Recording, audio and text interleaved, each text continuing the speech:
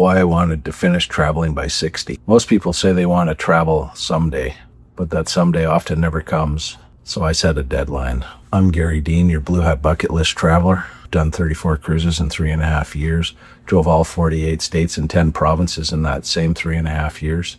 What I noticed is many people postpone travel. They're going to do it when they have the time or they have the money. When they're retired, they're going to do it later. And sadly, sometimes later never comes. There's no guarantee on tomorrow. I know lots of people, life changed. Some passed away. Some all of a sudden got sick.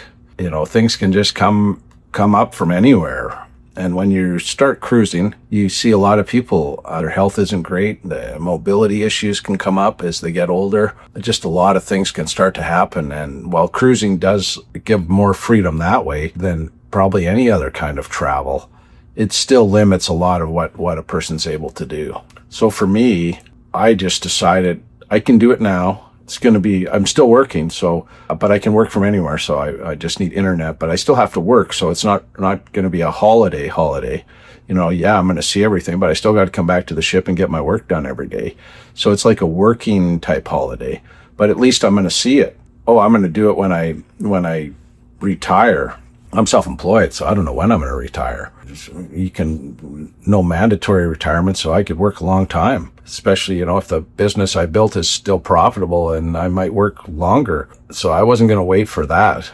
And then when I saw how hard it is as people get older to have the energy, to have the mobility, to just have the health period. And also, you know, the mind, the ability to think and deal with the stress of travel. For me, it was, if I can do it now, I'm going to do it now, right? Things could change in a second for me as well as anybody. So I just saw, okay, I'm 57 years old. I'm going to try and get this done in 3.5 years. I want to see the whole world by cruise ship. I want to drive all 48 states and the 10 provinces.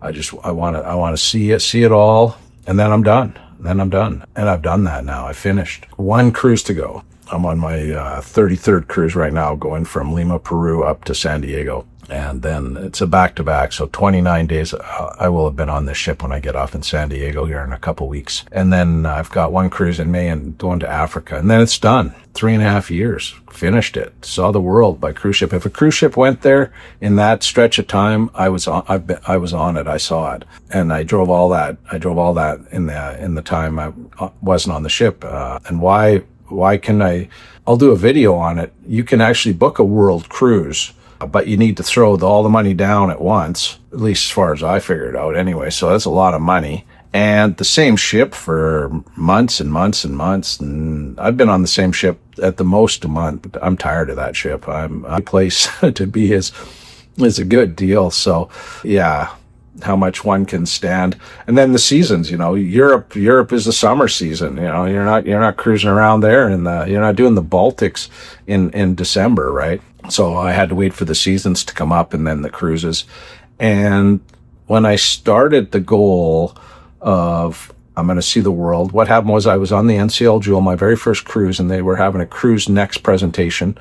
So I went up to it, and that's when they got into, you know, if you ever wanted to see this, you could do it on a cruise ship. If you ever wanted to go there, we have cruises go there. And I was, really?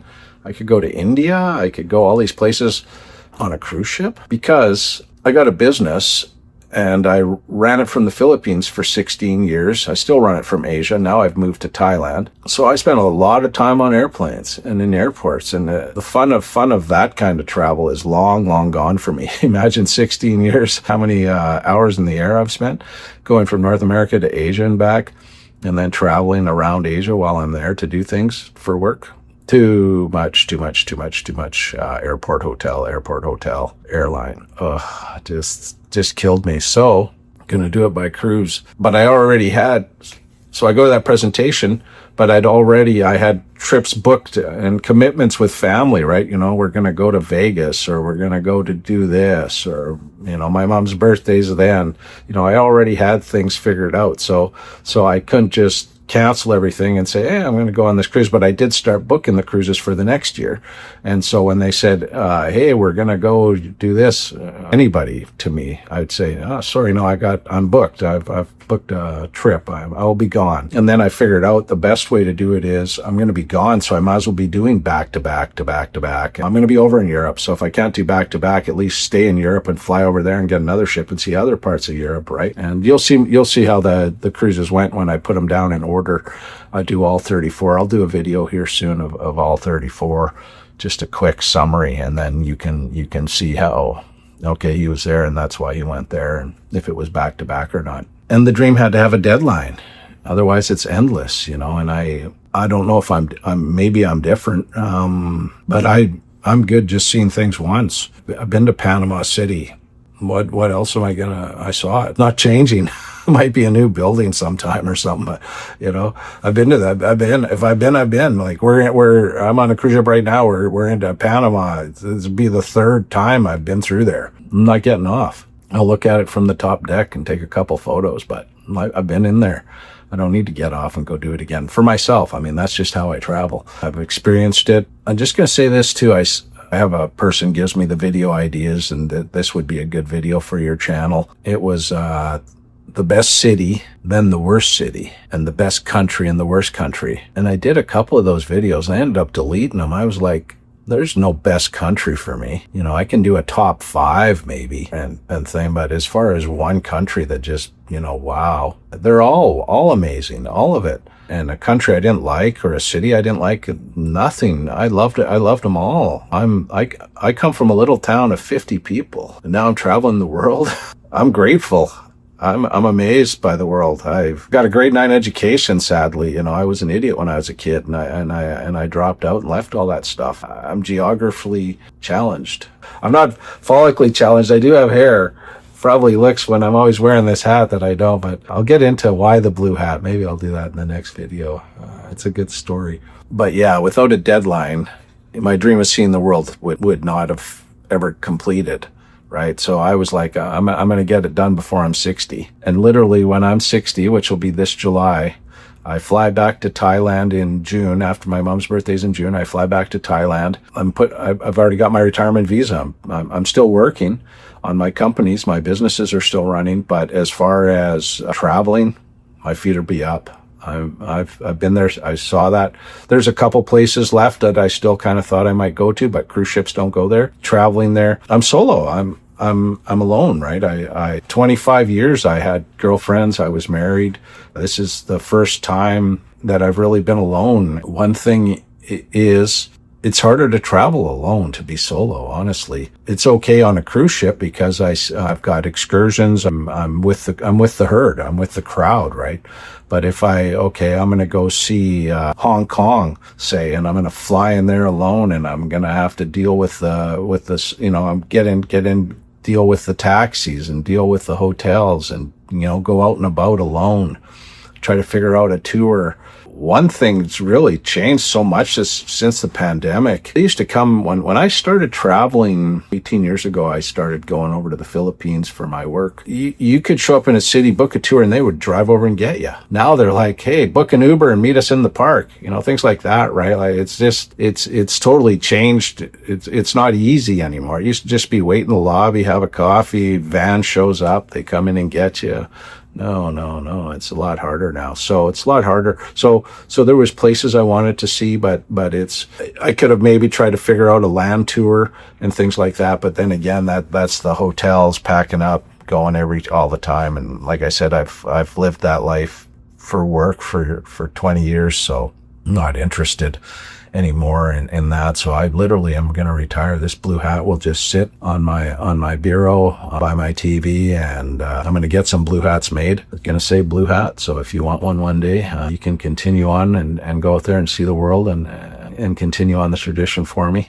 But yes, I will retire from traveling at 60. Sounds weird, doesn't it? But I'm grateful that I got to do it, that my health held up, my finances held up, everything worked out. Knock on wood, so far I've never lost a piece of luggage. Airplanes all got me there. You can't miss the ship. That's the one pressure about cruising, is you need to be there the day it leaves. And if you're not, I guess you can maybe try to join it at the next port. I'm not sure. I've never missed one though.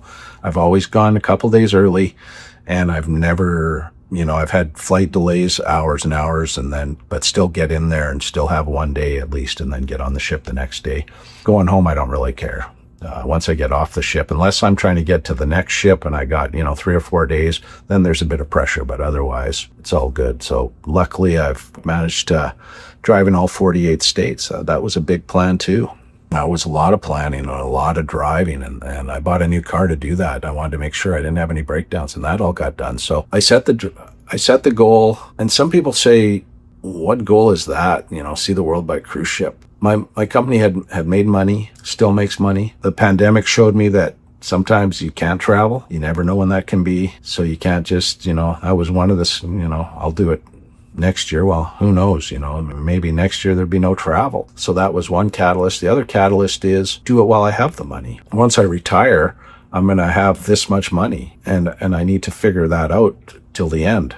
But right now I'm making money, so I'm not retired, so I still have money coming in, so I can fund, this kind of lifestyle. So that was the other. And I've always been a goal setter. I mean, I'm an entrepreneur. I've got my own business. I wanted to do this much money, and I want to live here, and I want to do that. My life is intentional. It's not just an accident. Got off a bus or a plane, and I'm going to live in Thailand, I guess. I figured all that out. How to get a retirement visa, how to be there. I'll do some videos on that if you're ever interested. I'll show my condo. I just rent because maybe I'm going to want to live in a different city or a different country. I don't know. So I just rent, take it easy. But I got a beautiful condo for like $700 a month, right downtown, 34th floor, 40th floor pool, beautiful ocean view. I'm staring at this amazing ocean all day. And at night, the city lights up and the boats on the ocean sparkle. So anyways, I've always been a goal setter. I got the goal to do this and I did it. So the lesson is set deadlines for the dreams, because without deadlines, dreams stay dreams.